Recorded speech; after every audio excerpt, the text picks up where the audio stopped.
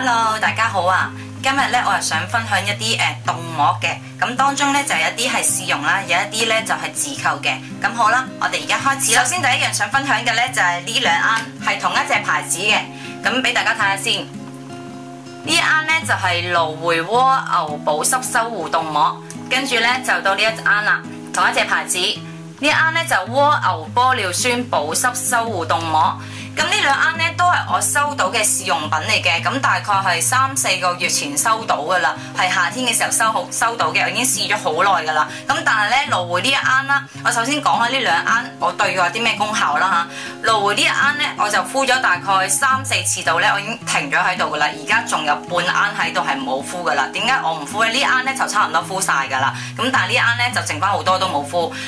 因為咧，其實大家都知道我係經常敷面膜嘅人嚟噶嘛，我亦都敷好多唔同嘅 gel mask 噶嘛，我都未試過因為 gel mask 敏感嘅其實，但係呢一啱嘢咧，蘆薈蘆薈蝸牛保濕修護凍膜咧就好出奇地咧就係、雖然我用完之後咧係冇呢一個敏感問題嘅，即係話敷完之後有冇話哇聽日塊面好痕啊，或者起晒啲敏感嘅粒粒啊，係冇啲咁嘅情況嘅。但係敷緊嘅時候咧就有一個刺痛嘅感覺啦，同埋咧皮膚咧會因為佢係透明噶嘛，你敷落去嘅時候你都見到皮膚係色噶嘛，佢透明嘅。你敷緊嘅時候會見到咧皮膚嘅底層紅晒咯，跟住之後你會覺得有啲刺痛嘅感覺啦。咁我敷夠係佢大概15分鐘之後啦，我就會沖水啦。沖完水之後咧，你見到塊面咧係成塊面嘅膚色都係紅紅地嘅，但係佢唔係一粒粒咁樣凸起嘅，唔係嘅，又冇呢啲咁樣。因為我以前敏感不嬲敏感啦，我都係一粒粒咁樣凸起咧，就會好似蚊爛咁會痕噶嘛。但係佢又唔係喎，佢又唔係令到我話敏感嗰啲喎，只係我敷緊嘅時候咧就會皮膚紅紅地啦，同埋有啲刺痛嘅感覺啦咁。咁我洗完面之後咧，其實嗰個紅咧大概5-6分鐘到啦，佢就會冇咗噶啦。咁我第二日咧都唔會有呢一個敏感問題嘅。咁但係咧，我就覺得呢一個唔知點解敷緊嘅時候會有呢一個問題啦，因為佢我係一個 P.O. 寄俾我嘅，咁寄俾我嘅時候我都問過佢嘅，咁點解我有呢個反應嘅？佢都話正常係唔會噶嘛，咁即係其他人佢話其他人敷都冇呢一個問題咯，但係唔知點解我敷緊嘅時候就有啲刺痛嘅感覺，同埋有啲泛紅嘅問題咯。第二日咧就冇敏感嘅，但係我唔中意佢個過程會咁樣啦，因為過程咁樣嘅時候我會有啲擔心啊，咁所以咧我就停咗喺度啦，敷咗大概真係幾次到嘅啫，我就冇再敷佢啦。因為有啲人話如果你皮膚乾嘅話咧，你敷緊嘅時候都會有刺痛嘅感覺噶嘛，咁係正常嘅，喺你皮膚好乾嘅時候敷佢。咁但係我敷咁多面膜都係冇呢一種感覺嘅，但係偏偏咧敷呢一隻咧就係敷緊嘅時候有刺痛嘅感覺咯，係敷緊嘅時候啦，咁所以我就唔係太中意敷佢啦。咁你話佢保濕，我而家講下佢嘅效果先啦。佢保濕有冇咧？佢有嘅，咁但係唔高嘅，都係唔高嘅，係真係好。佢唔可以話冇，但係好中挺嘅保濕咯，有少少，但係唔係話好高咯。咁如果你係乾性肌去用佢嘅話咧，就一定係唔夠保濕㗎啦。呢啱咧就係蝸牛玻尿酸保濕修護凍膜啊嘛。呢一啱咧我就覺得 OK 嘅，我敷緊嘅時候咧就完全敷緊同埋敷完都好啦，都冇一個痕啊、痛啊、紅啊嘅感覺嘅。敷完之後咧，亦都係未試過敏感嘅，我都係差唔多用晒㗎啦，都冇㗎啦，因為幾個月前收到嘅咁我覺得 OK 嘅。佢同呢一個比較嘅話咧，咁呢一啱咧嘅保濕咧係會好啲嘅，即係蝸牛玻尿酸保濕修護啊，比呢一個蘆薈蝸牛呢一隻咧係會好啲嘅，好多少少嘅。咁但係呢一啱咧就真係唔知點解啦，我有泛紅同埋有啲痕嘅感覺啦嚇。咁但係呢一啱咧就完全冇呢一個反應嘅，我敷落去咧覺得係舒服嘅，冇一啲總之唔好嘅反應都冇嘅。咁我覺得係幾正嘅呢一啱，因為呢兩啱咧其實都唔貴嘅咁但係咧。真係啦，我試用都係咁話啦，呢一啱真係有過程有咁即係有另外一個唔係咁好嘅感覺嘅時候咧，我就唔中意敷佢，我亦都唔會話推介俾你哋咯。咁如果呢一啱嘅話咧，佢以佢嘅價錢咁平嚟講嘅話，我覺得佢做到保濕嘅。咁如果你有甩皮情況好乾嘅皮膚嘅話，你敷佢咧就唔會夠保濕嘅。咁但係你話佢有冇保濕咧？佢有保濕嘅，只不過唔係話真係勁高嗰啲咯。咁我覺得 OK 嘅呢一啱。第二樣想分享嘅咧就係呢一個牌子 NSV 嘅，咁都係我收到嘅試用嚟嘅。呢一個咧就叫做童顏果凍面膜啊。咁呢一個我都大概收咗幾個月㗎啦，應該大概有2、3個月㗎啦。呢一個牌子相信大家都唔陌生啦。咁但係呢一個牌子有好多人都話用完會敏感嘅，咁但係我咧係一個敏感性偏乾嘅皮膚嚟嘅，我都冇敏感嘅。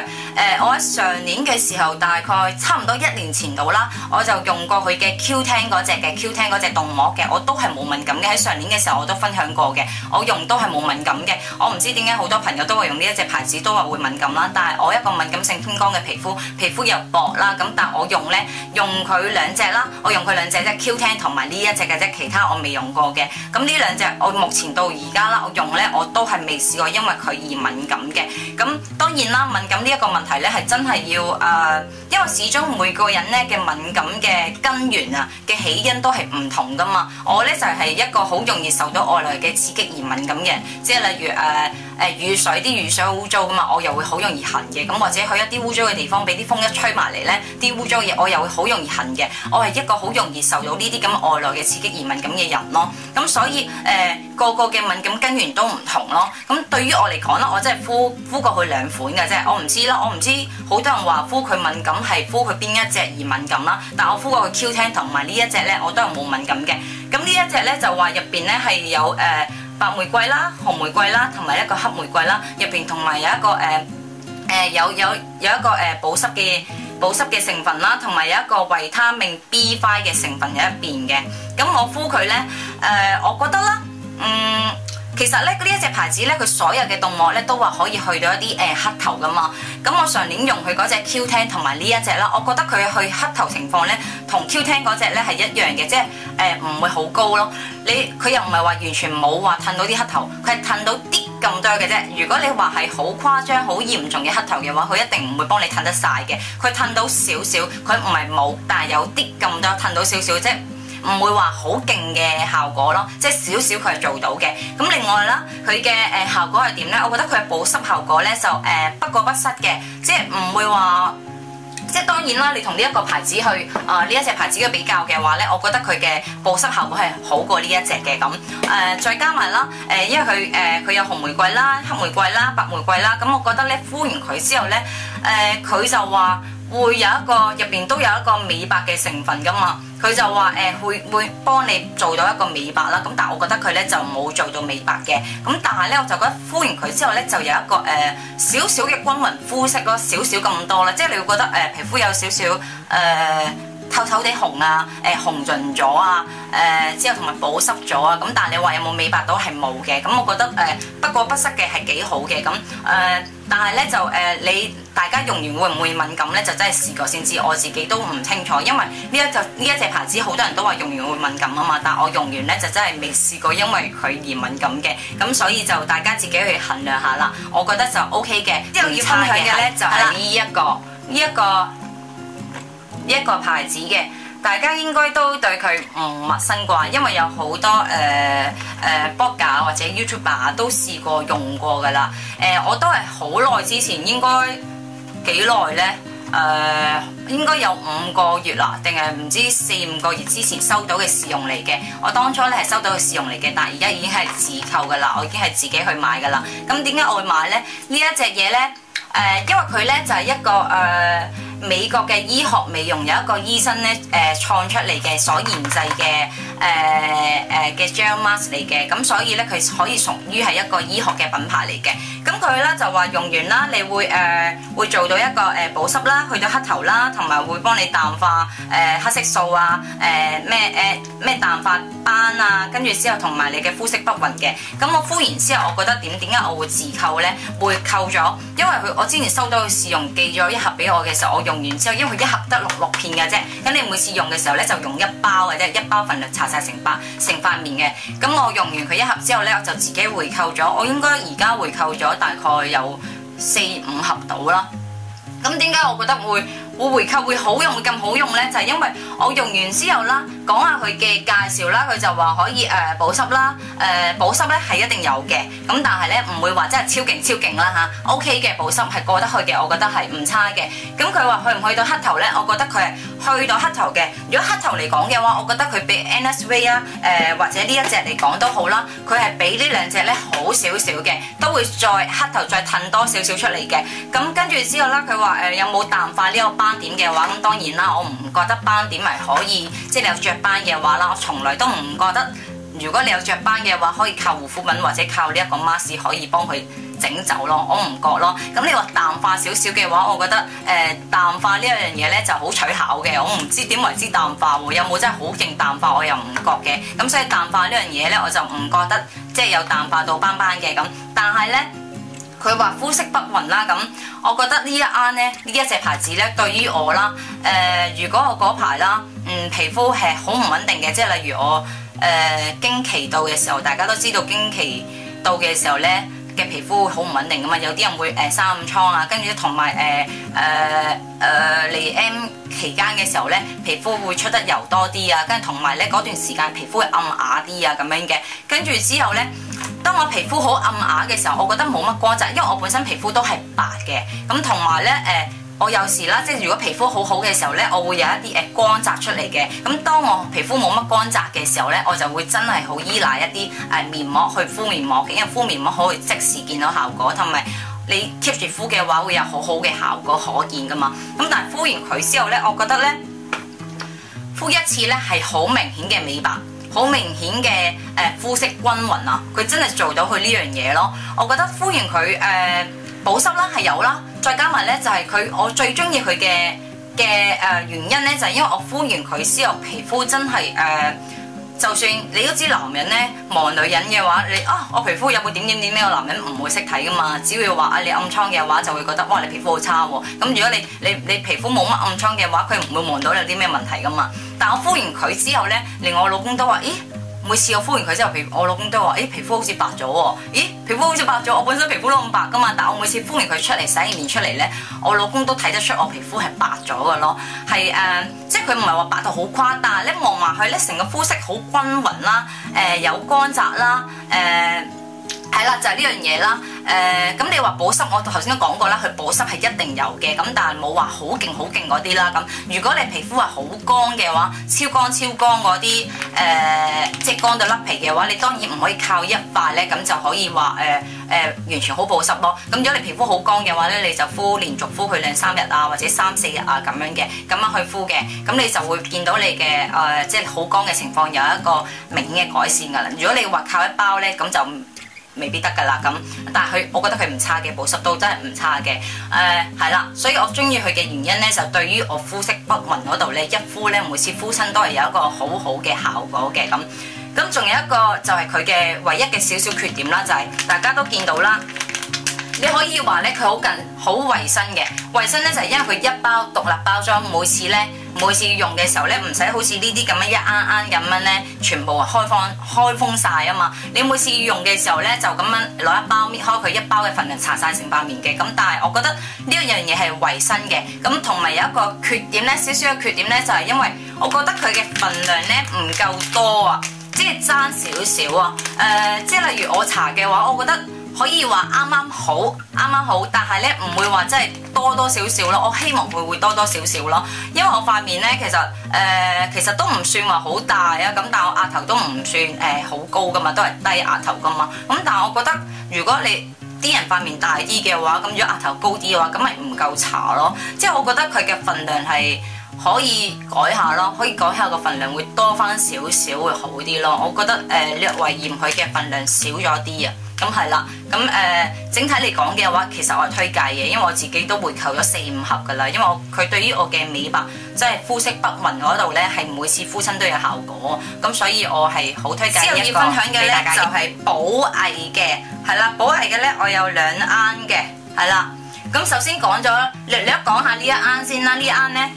大家睇下，雷射毒勝肽冷敷劑，即係凍膜啦，係雷射毒嘅勝肽凍膜啦。咁呢啱其實我早前已經分享過㗎啦。咁喺呢度咧就略略講下啦嚇。首先啦，買呢一個寶藝嘅嘢咧，大家記住啦，一定要認清呢一個寶藝正品嘅紅色呢一個標籤啦，唔好買錯啦，因為出邊咧有好多假嘢嘅，大家記得認清有呢一張粉紅色嘅標籤咧，咁就一定係真貨，唔會係假貨，因為好多出邊都係假貨啊、水貨啊咁樣啦。有一啲水貨可能係真嘅，但係你冇呢個標籤嘅時候咧，有機會係假貨嘅，所以大家唔好為咗你塊面着想咧，千祈唔好亂買啦，即係買翻啲正貨，唔好話貪少少便宜就去買啲買一啲水貨咯，因為真係有機會就係假貨，用完之後塊面咧就真係有問題嘅，咁所以大家記得認清呢一啲咁嘅標籤先好買啦。咁呢一個我之前都分享過嘅，咁好多人咧都問我嘅，咁係咪真係咁好用啊？咁其實我真係好推介呢一啱㗎，我用而家差唔多呢一啱用晒㗎啦，我自己都再買多一啱，已經買定咗多一啱喺度啊。咁呢一啱咧，大家可以睇翻我之前條片啦，就係跟我一起敷面膜啦，咁樣嗰段片啦，嗰段片咧我有推介過嘅。咁但係而家咧呢度咧略想講下咧，因為呢啱嘢咧就話啦，佢可以幫你保濕啦、滋潤啦、提升啦、緊緻啦咁好多人咧就留言問我啦，可能我當初咧條片拍得唔係咁清楚啦，講得唔係咁夠仔細啦嚇，好多朋友就問我玲玲，咁呢一啱嘢係咪真係可以做到一個緊緻啊？係咪可以做到緊緻毛孔啊？咁其實咧，我想話俾大家聽咧，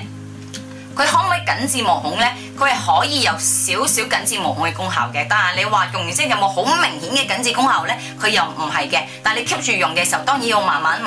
收細啦。但係你話要完全收細到完全冇晒嘅話咧，係冇可能嘅事噶嘛。始終你毛孔係擴大咗嘅話咧，你要冇晒咧係冇可能嘅。咁你話呢一啱嘢咧，有冇幫你收細毛孔嘅話，我覺得係有少少嘅，但唔係話好勁好誇嗰啲。咁佢所講嘅提升緊緻係喺邊度咧？佢提升緊緻咧係講緊成個面，唔係講緊我哋鼻嘅面孔啊，即係鼻嘅毛孔啊，係講緊我哋成塊面咯。佢嗰個雷射毒勝肽啦，佢係可以咧將我哋啦即係例如啦，有啲人即係點講咧？有啲皮膚嘅情況啦，同埋有一啲皺紋嘅情況啦，有一啲乾紋嘅情況啦，咁佢咧就可以幫你提升緊緻。提升緊緻咧，例如你有乾紋啦，跟住之後咧又有皺紋啦，咁佢幫你皮膚提升咗嘅時候，你嘅乾紋咪唔覺咯，因為亦都係幫你提升緊緻咧，就將你成塊面咧都有一個提升緊緻嘅效果嘅。咁所以大家問我嘅時候，係咪真係可以緊緻提升緊緻呢一個毛孔咧？佢唔係話真係着重係緊緻毛孔啦，佢係成塊面啊，成個皮膚去幫你拉提、去緊緻、去提升嘅。因為如果皮膚有老化嘅，跟住又有皺紋嘅話咧，皮膚真係有啲下墜嘅情況。望埋去咧，皮膚係唔夠緊緻噶嘛，係成塊面啊，唔係講緊個鼻，係講緊成塊面嘅。咁所以咧，我覺得佢敷佢嘅時候咧，係成塊面啦，都會有一個提升，有一個緊緻嘅效果嘅。因為幫我提升緊緻咗嘅時候咧，皮膚所以咧就緊緻咗嘅時候，呢啲咧就會有一啲乾雜出咗嚟咯。咁所以呢啱其實我係極之推介俾大家噶。係啦，之後咧都係寶藝嘅，就係呢一個酵素凍膜啊，佢都係有個盒嘅，係啦，都係有個盒嘅，大家都係啦，認住啦。一定要認住呢個粉紅色啦，大家記得啦嚇。咁酵素呢一個呢，我都係推介嘅，入邊呢亦都有Q10嘅成分喺入邊嘅。咁佢敷完佢呢都幾保濕嘅。咁酵素呢樣嘢呢，其實呢，佢主打係咩呢？就係敏感皮膚呢，其實都敷得嘅，但係敏感皮膚呢，就唔好敷咁耐。當你敏感嘅時候呢，你就敷佢大概10分鐘或者15分鐘度啦，就唔好敷佢咁耐啦。即係亞灣15分鐘到就 OK 噶啦咁。但係如果你敷緊唔係你嗰日會敷佢嘅時候唔係敏感嘅時候呢，你就可以敷耐佢啦，敷耐啲可以敷半個鐘左右嘅咁。咁我敷佢呢，覺得佢有咩功效呢？其實呢，酵素呢，佢有一個排毒啦。排毒嘅功效嘅，同埋佢亦都因為加咗 Q10，所以有保濕啊嘛。何謂排毒咧？即係例如你敏感嘅時候啦，你敷佢敏感嘅時候，你敷佢嘅時候，佢要幫你清嗰啲毒佢啦，清咗幫你嘅敏感嗰度咧有一個舒緩啦，有一個修護啦，係啦，佢有呢個功效嘅。咁仲有啦，我覺得最明顯咧就係我嗰排咧就呢度咧生咗粒暗瘡喎。哇！生咗暗瘡，大家見到我其實我好少生暗瘡噶嘛。咁但係我嚟 M 嘅時候咧，通常都會生一兩三粒㗎，即係一日一粒，一日兩粒，一日三粒咁樣咯。通常都會嘅咁。跟住咧嚟 M 嗰個時期咧，就呢度咧就生咗一粒喺呢度，都幾大粒，谷到好大粒。但係咧谷極咧佢都係唔出個膿喎。咁大家都知道我唔會去用手指暗瘡嘅人嚟噶嘛。但係我覺得咧佢好大粒喎，但係佢咧又點成唔知4-5日定5-6日啦，佢都個膿越大粒，但係咧又冇膿又冇頭俾我見到，我都唔知擠唔擠佢。我擠佢嘅話都係用呢啲咁嘅針去擠噶嘛，但係我試過擺落去咧係推唔到佢出嚟噶，咁所以我唔會夾硬推啦咁。跟住之後咧大概1個禮拜到啦，咁我就敷佢啦。我敷完佢之後咧，好奇怪地啦，我粒暗瘡咧係即時咁推咗出嚟喎，係自己褪咗個頭出嚟喎。跟住之後咧，我敷佢半個鐘嘅，跟住之後咧我就即時咧敷完之後咧就用呢個針咧再壓壓佢，因為敷完之後出到嚟咧洗完面之後咧已經見到哇！點解無啦啦褪咗個頭出嚟嘅？咁明明冇頭喎，成個禮拜都見唔到有頭㗎。跟住之後見到個頭都褪咗出嚟啦，仲好明顯喎。跟住咪壓壓佢咯，成嚿出咗嚟喎，好明顯喎。我敷佢之前嘅時候係冇呢一個效果㗎，但係敷完佢之後即時就可以褪咗個粒嘢出嚟咯。咁所以咧，其實酵素呢樣嘢咧，佢係真係可以幫我哋排毒嘅。即係如果你有暗瘡問題嘅話啦，你可以敷佢啦，佢有幫你對你嘅暗瘡有幫助啦。仲有就係如果你敏感皮膚嘅話，對敷酵素咧，佢都可以幫你做到一個修護嘅。只不過你當時嗰一刻敏感嘅時候咧，就記住唔好敷咁耐。嗰一刻敏感嘅時候咧，就敷大概15分鐘左右，咁就可以洗咗佢噶啦。跟住聽日咧又再敷15分鐘左右咯。咁如果你係冇敏感嘅時候，嗰一刻冇敏感啦，咁就可以敷半個鐘啦。咁所以呢一啱咧酵素我係超級推介俾大家嘅，係啦。咁所以咧我用咗佢之後，我覺得如果我皮膚嗰日咧有生暗瘡啊或者唔穩定嘅時候咧，我就會敷佢啦，因為佢嗰次對我粒暗瘡真係好明顯嘅效果喎。咁所以呢一啱酵素我都係好推介俾大家嘅，我覺得佢對於一個排毒真係好好。係啦，酵素凍膜，今日咧就講住到呢度先啦。今日所分享嘅咧，全部都係凍膜嚟嘅，咁大家咧就聽完我個分享咧，就自己去衡量下啦，有邊啲係適合你嘅，你先好去買啦，唔需要話真係拎所有分享嘅嘢啦，拎用完之後都好用，我全部去買，唔需要咁樣嘅，大家去自己去衡量下啦。我嘅皮膚咧就敏感性偏乾嘅皮膚嚟嘅，即係長期都好乾嘅咁所以咧就再俾大家作一個參考啦。咁大家就睇下邊啲適合咯，你先好買咯，唔需要盲目話跟隨去買嘅，咁作一個參考啦。係啦，咁好啦，今日咧就分享住到呢度先啦，我哋下次見啦，拜拜。